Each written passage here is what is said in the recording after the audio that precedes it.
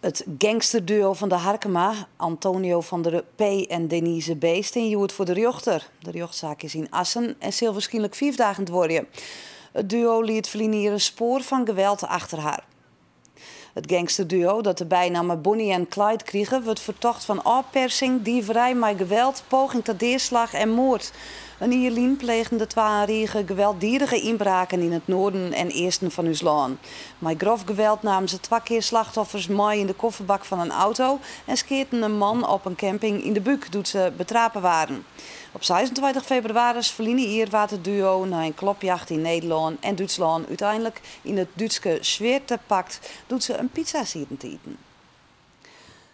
De zaak speelt in de rechtbank van Assen. Daar is verslagjouwer Auke Zelderust. Ja, Auke, hoe verroemde daar je er in die rechtszaal?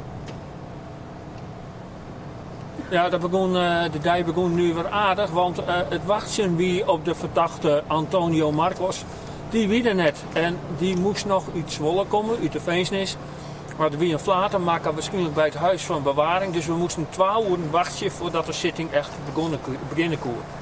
Ja, en toen zitten ze uiteindelijk in die rechtszaal. Wat voor indruk maken deze beide mensen op die?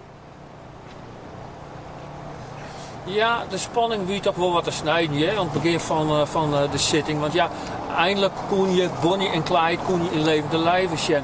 Nou, ze maken een gelaten, wel rustige indruk en ook een verleefde indruk. Het wie echt een stel, dat koest ik wel zien in de rechtszaal, want ze zitten dicht bij elkaar en houden elkaars handjes en dan beet. Dus dat voel wel op. De verklaringen die we van, nou ja, je moet dat net alle keer zo slim zien. We hebben mensen misschien dan wel knevelen, maar gelijkwaardig behandelen. Want gewelddadig, dat ben ze net, zeggen ze. En ze zijn echt net sadistisch, zoals je woord zijn. De rechtszaak duurt een aantal dagen. Waarom eigenlijk? Nou, er zijn nogal wat feiten. Er staan 10 feiten op de lastenlezing. Die moeten alle keer bij deel. Dat moet beweerd worden. De persoonlijke omstandigheden moeten nog bepraat worden.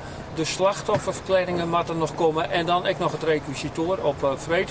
Dus dat wordt het nog wel even. En naast me zit Corine Vaner van het Dierenbieren ministerie. Ik vertelde direct, ja, ze maken een wat gelaten, soms wat verliefde indruk. Wat vond jou? Ja, beide verdachten zaten naast elkaar en vulden elkaar ook aan op vragen die de rechtbank stelde. En wilden ook wel antwoord geven op vragen van zowel de rechtbank als het Openbaar Ministerie.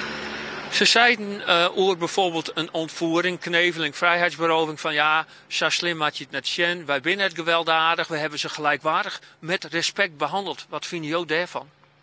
Ja, respect was het woord wat zij noemde. Mijn collega, de officier, heeft daar kritische vragen over gesteld en ook wel terecht.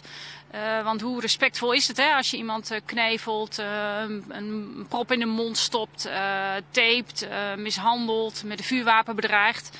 Dat komt in ieder geval op mij niet heel respectvol over. De vrouwelijke verdachte zei, wij kikken net op geweld, dat beeld moet maar eens bijsteld worden. Dat denk je jouw oorsmoer? Ja, daar denk ik zeker anders over. Ook gelet op het te lastig gelegde. Het gaat om pogingmoord, het gaat om afpersing, diefstal met geweld en om wederrechtelijke vrijheidsberoving. Dat zijn allemaal feiten waarin geweld op de voorgrond staat. Dank u wel.